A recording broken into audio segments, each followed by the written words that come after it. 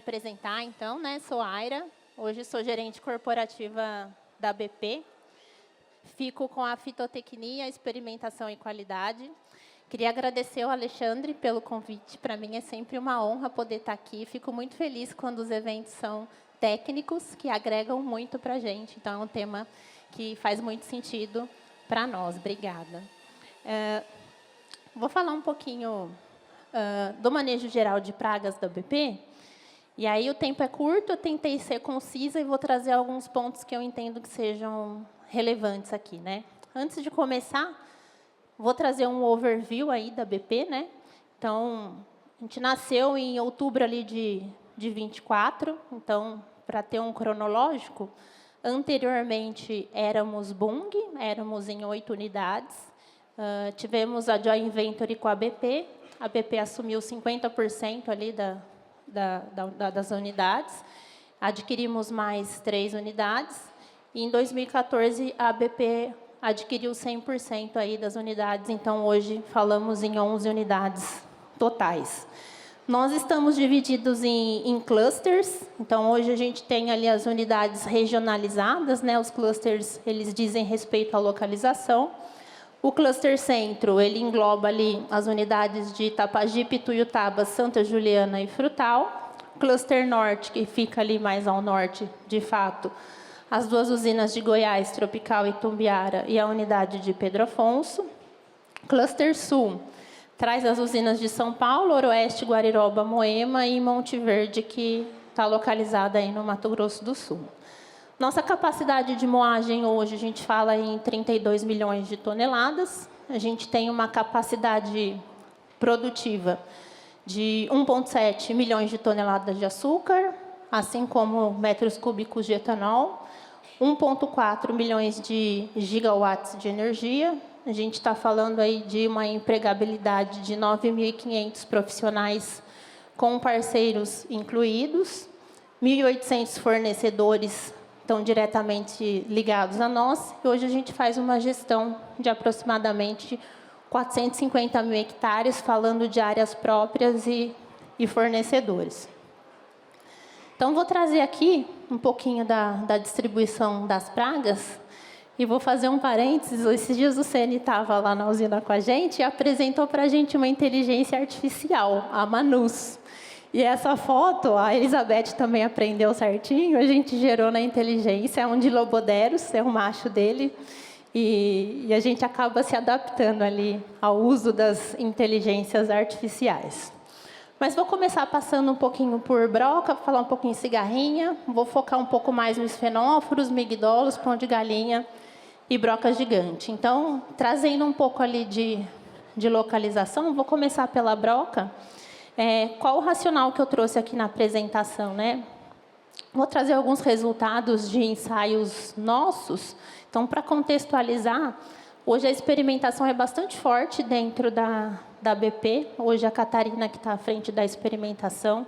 A gente roda aí por volta de 300 ensaios no ano, falando aí dos 5 estados em diversos temas. Então, ele tem uma relevância técnica bastante significativa. Através dos resultados dos ensaios, a gente consegue ir tomando nossas decisões e sempre embasada neles, né? Então, para a broca, falando do manejo como um todo, né, a gente não tem tido relevantes diferenças aí do que a maioria do setor pratica, né? A gente usa os inseticidas químicos e biológicos para os controles. E aí eu trouxe aqui, falando um pouquinho da broca, um resultado bastante recente, né, para a gente entender um pouquinho sobre o posicionamento do BT. Então, o professor Rossato, que nos apoiou na construção desse protocolo, né, não quis colocar aqui os nomes comerciais, trouxe ali a caracterização dos produtos. Então, o que a gente queria entender, né? Quais que seriam os posicionamentos? Será que um produto tem posicionamento diferente do outro, apesar de que na bula em si não tenha, né? Então, a gente tem ali os principais bacilos tournigienses. A gente está comparando ele ali com a lambda cialotrina, né? E com o fisiológico versus a testemunha. Esse ensaio foi realizado na unidade de São Paulo, ali na unidade de Moema. variedade 5201, e a gente fez a aplicação com um costalzinho pressurizado de CO2, usando 160 litros por hectare.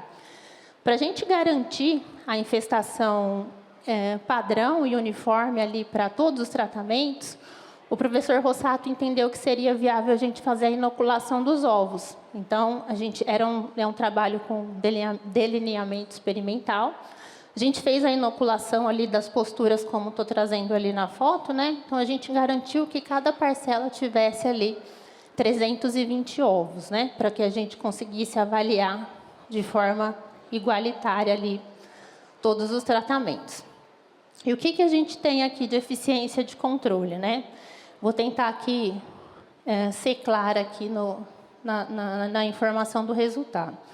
Então, a gente está falando de uma eficiência de controle, a gente usou Abbott, e ele é uma análise, uma metodologia, né, para computar a efetividade dos inseticidas.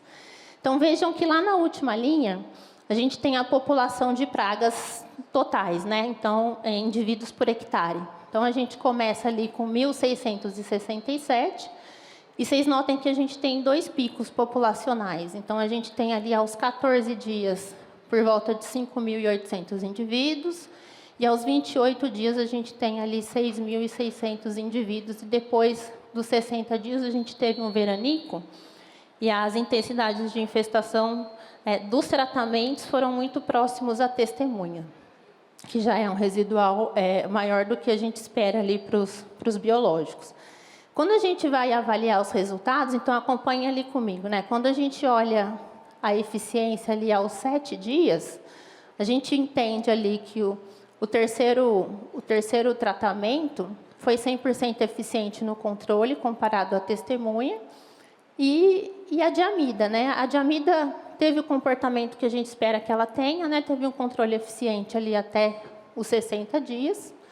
Quando a gente vai olhar no primeiro grande pico, que é aos 14 dias, a gente teve diferença ali, né? Para o primeiro tratamento, controlando 86%, e em segundo lugar ali, o breve bacilos, né? Não vou colocar nem a diamida na conta para a gente ter uma referência. Quando a gente vai ao 28º dia, a gente nota ali que o fisiológico teve uma entrega ali de 88%, e o breve bacilos ali em primeiro lugar, em segundo lugar, me perdoe. Então, assim, o que a gente tira aqui desse ensaio, né? Então, trago para vocês esse ano passado, a gente está colhendo agora, a gente teve problema com posicionamento de produto em 2 das nossas usinas, né? Então, a gente está com um índice de broca maior do que a gente esperava. E acho que muito em linha do que eu trago aqui, acho que a gente precisa entender muito bem os posicionamentos dos biológicos, né? Então, a gente vê aí a efetividade do controle, mas que a gente precisa ter um olhar refinado nesse posicionamento, né? Então, a gente está num momento que eu acho que é ímpar, né, do setor aí do boom dos biológicos. A gente continua fazendo uso, mas eu acho que a gente tem que afinar a mira. Eu acho que a gente passou, sim, por um turbilhão, né? A gente tem uma disponibilidade altíssima de vários insumos, e que agora a gente precisa entender esse direcionamento para posicionar os produtos da forma correta, para que eles possam continuar sendo efetivos. E é isso que a gente está fazendo durante esse ano, entendendo, recalibrando os posicionamentos para que a gente tenha o sucesso que a gente espera aí no controle da broca. Vou falar da próxima praga, falar um pouquinho aqui da cigarrinha. Cigarrinha eu não trouxe nada específico, só compartilhar que a gente segue com o manejo que a maior parte aí do setor também utiliza. A gente utiliza inseticidas químicos, mais Bovéria e Metarrhizium, em toda a nossa área, né, em 100% da nossa área. O professor Alexandre bem trouxe, né, esse ano, estava conversando agora no intervalo ali com os meninos, é um ano bastante propício para a cigarrinha, então a gente tem que ficar bastante atento, a gente está com um climático muito favorável, a gente solta agora em setembro as aplicações preventivas, e a chuva está pintando aí por volta do dia 15 de setembro, então, que vai ser um ano que a gente vai ter infestações bastante elevadas, e a gente tem que atuar firme aí nesse controle.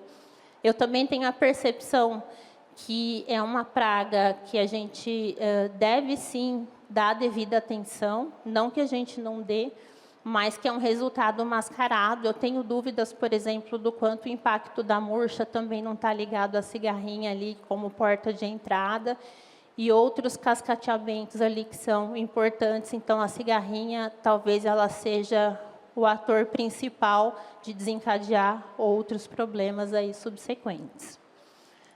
Falando um pouquinho do migdolos a gente tem regionalizado, né? Então, nas usinas ali de São Paulo. Esse ano a gente está indo para o 4º ano consecutivo da captura de adultos, né? A coleta massal através dos feromônios. Há 4 anos atrás, a gente começou com uma área de 6.000 hectares, por volta disso aí, avaliando experimentalmente. Hoje, o último ano, o ano passado, né, que a gente instala ali as armadilhas na janela da chuva, a gente está fazendo 52.000 hectares, dividido em 3 unidades. O professor José Maurício Bento, da Exalc, é quem nos acompanha nesse projeto, e a gente tem sido muito bem sucedido, né? Então, é muito legal a gente olhar ali os indivíduos que a gente conseguiu capturar, a curva decrescente ao longo do tempo. E, na minha visão, foi uma forma de entender ali o ciclo biológico da praga, para que a gente pudesse atuar de forma eficaz, né? Então, hoje, para as áreas que a gente já realizou a coleta, 3 anos consecutivos, a gente não faz mais inseticida químico com foco no migdolos, né? Então, a gente conseguiu avançar no manejo, e a gente segue com esse manejo por mais esse ciclo, e a intenção é que a gente faça esse ciclo de 3 anos para essas áreas, até que a gente consiga passar por todas as áreas que a gente tem problema com a praga. E para quem está aqui em São Paulo, entende que é uma praga de bastante relevância aí, aqui principalmente nessa região. Falar um pouquinho do pão de galinha. Pão de galinha, a gente tem bastante problema com ele nas usinas de Goiás, ali, tanto na Tropical como na Itumbiara. Minas, a gente tem menor relevância, e Tocantins também, né? Então, ali no Goiás, é uma praga que tomou uma proporção gigantesca. A gente tem algumas espécies, o de Loboderus, que está aí na foto, é uma delas. E o que a gente tem feito, né? Então, a gente tem gastado bastante energia para poder identificar quais que são essas espécies para a gente efetivamente fazer o controle. É uma praga que tem um hábito de pupa, né? Então, o de Loboderus, que é a espécie que a gente mais tem volume, vamos falar assim, lá nas usinas de Goiás, ele tem essa característica de empupar, então a gente está dedicando bastante tempo para entender a biologia da praga e conseguir posicionar tanto o inseticida químico quanto o biológico. Principalmente no caso do pão de galinha, a gente conseguindo atingir o alvo, não é uma praga de difícil controle. O problema é a gente entender ali a caracterização das espécies para que a gente possa ser efetivo nesse controle. Falando um pouquinho da broca gigante. Broca gigante, ela foi um problema, e eu tenho muito orgulho de falar disso, porque realmente, principalmente acho que a gente que está aqui no Centro-Sul, não tem dimensão do que a broca gigante pode causar. Hoje cedo o professor trouxe o dado, né? Entre ela e a cigarrinha ali, primeiro lugar de perdas ali em toneladas, né? Por volta de 2 toneladas ali por índice de infestação. Então, é uma praga de incidência muito maior ali para o norte e nordeste. Então, a unidade de Pedro Afonso realmente tinha um problema. E muito com a ajuda do professor, a gente conseguiu entender o ciclo biológico da praga. O Tiago também está aqui, né, Tiago? Então, na época, eu estava lá na unidade de Pedro Afonso. Então, juntos, a gente fez uma força-tarefa, entendeu como a praga funcionava. Com o apoio do professor, a gente entendeu que o controle seria efetivo quando a gente controlasse ali os adultos em revoada. Então, hoje, a gente fez esse controle de identificação e mapeamento das revoadas. conseguimos ser efetivos, assim, acho que é um case muito legal de sucesso. Hoje, a unidade de Pedro Afonso não aplica inseticida via solo nenhum, versus a 100% da área em anos anteriores, porque é uma praga que hoje está muito bem controlada ali, sabe? Então, foi um case muito legal, onde a gente pôde entender o ciclo biológico da praga, entender qual seria a fragilidade para a gente atacar naquele ponto. E aí eu vou falar um pouquinho dos fenóforos, me deu um branco. Vou falar um pouquinho dos fenóforos, e aí nos fenóforos, o mesmo racional da broca. Eu vou trazer 2 trabalhos, 2 resultados aí que estão saindo do forno, que a gente recebeu aí recentemente, e depois vou falar um pouquinho do manejo, né? Então, trazendo para a realidade dos fenóforos, né, o professor bem disse hoje, é uma praga. Eu tenho sentido que a gente rema e não tem sido tão efetivo no controle, então a gente investe bastante nisso. E de fato, né, então a gente tem dedicado bastante energia às experimentações, principalmente dedicada a essa praga. A gente tem várias frentes de experimentação para a gente tentar ali, minimamente, ter um controle dentro do que a gente acredita que seja satisfatório.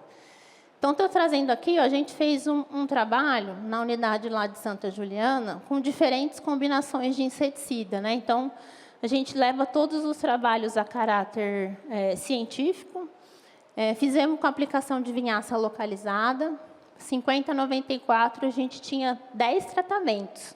Entre esses tratamentos, a gente tinha combinações de tiametoxan com lambda, bovéria, metarrísio, e o metabólito da cromobactéria subsugar, e com sequenciais de aplicação. Nessas combinações, o máximo de sequencial que a gente tinha era 3 aplicações sequenciais. E o que a gente tem aí de resultado, né? Então, essa foto aqui, notem que a gente tem a distribuição de todos os tratamentos, do 1 ao 10, o primeiro é a testemunha. É uma foto de imagem de drone, né, a fenotipagem digital, então ela consegue trazer para a gente ali uma visão de massa, né? Então, quanto mais verde, mais cana tem.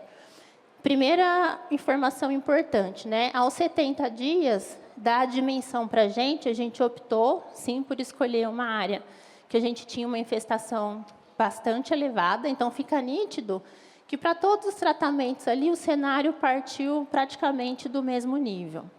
Quando a gente olha ali para a foto dos 130 dias, já estava próximo à colheita, então a gente consegue entender que os tratamentos ali do 8 ao 10 têm algum diferencial.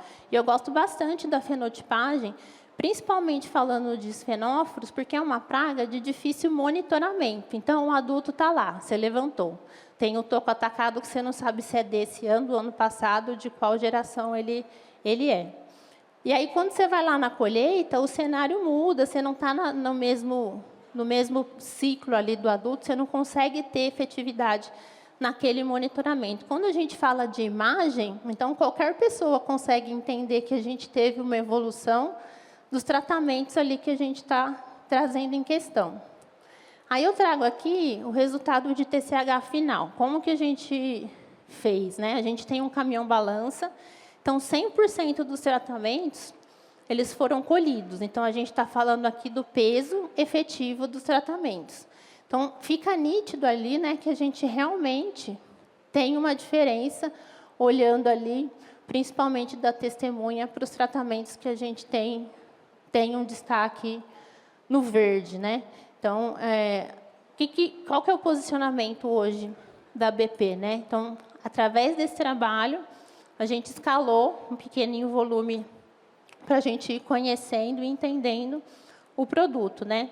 E a gente acredita que ele vai ser mais uma ferramenta no controle dos fenóforos, né? Acho que o professor também trouxe mais cedo hoje. A gente não pode falar de uma ferramenta única, mas que muito provavelmente vai ser mais uma das ferramentas que a gente tem aí para controle dos fenóforos.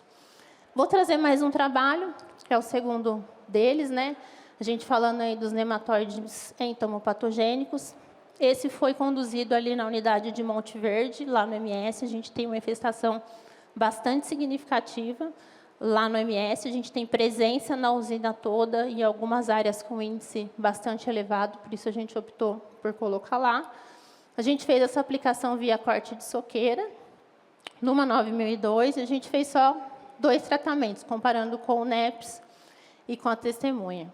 Então, o que a gente olha aqui, né? Então, aqui a gente tem o gráfico trazendo os índices de infestação, com as diferenças estatísticas, sempre NEPS laranjinha e a testemunha verdinho.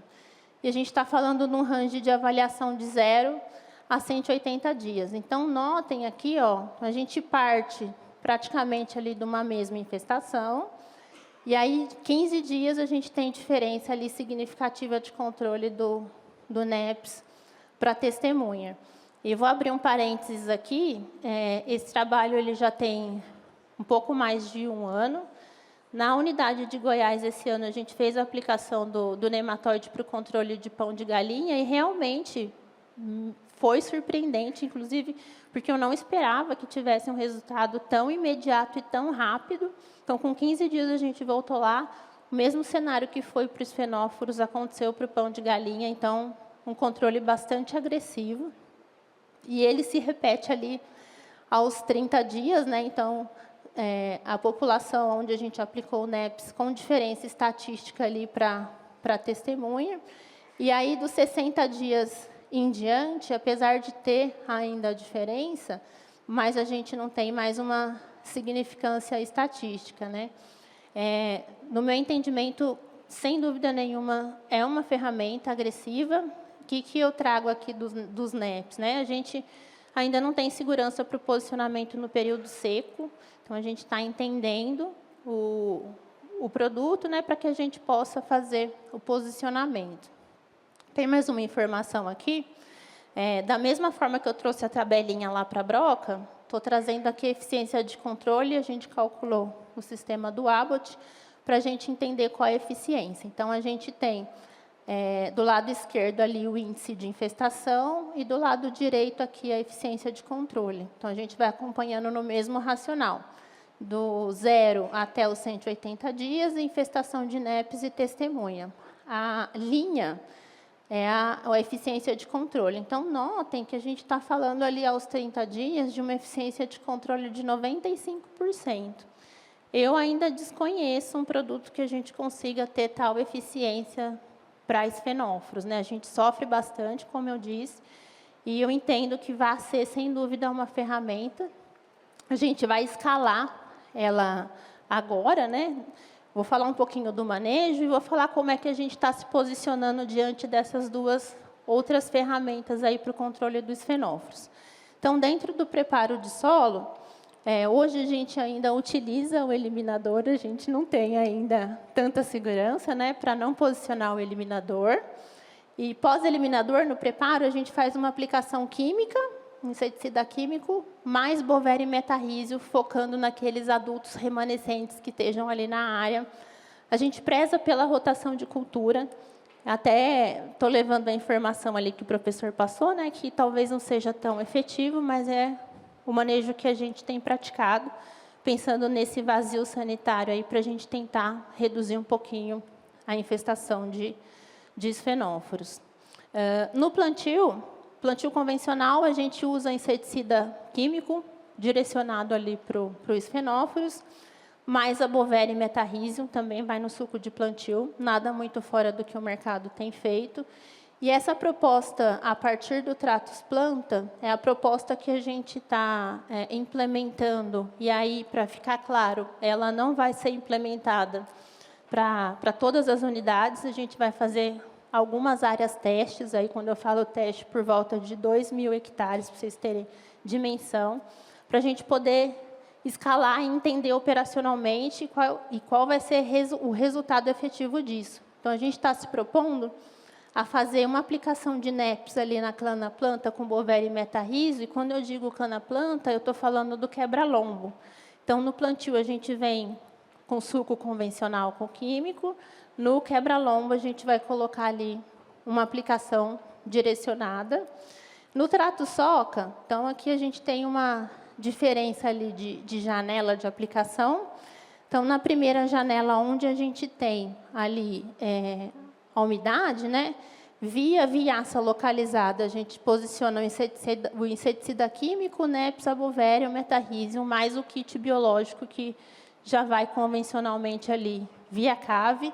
Então, a gente está posicionando ali os entomopatogênicos nas duas pontas e a cronobactéria ela entra ali nessa janela do seco ali que a gente tem um número efetivo, né? Então, é uma validação de protocolo, a gente vai monitorando os resultados, mas a gente está com uma expectativa bastante alta de que a gente consiga, através dessa sequencial de aplicação, pensando numa praga controlando outra, vamos falar dessa forma, né, entre aspas, mas que a gente entende que vai ser efetivo, né, dessa forma. O que eu queria trazer era isso. Falei rapidinho, mas acho que consegui transmitir a mensagem.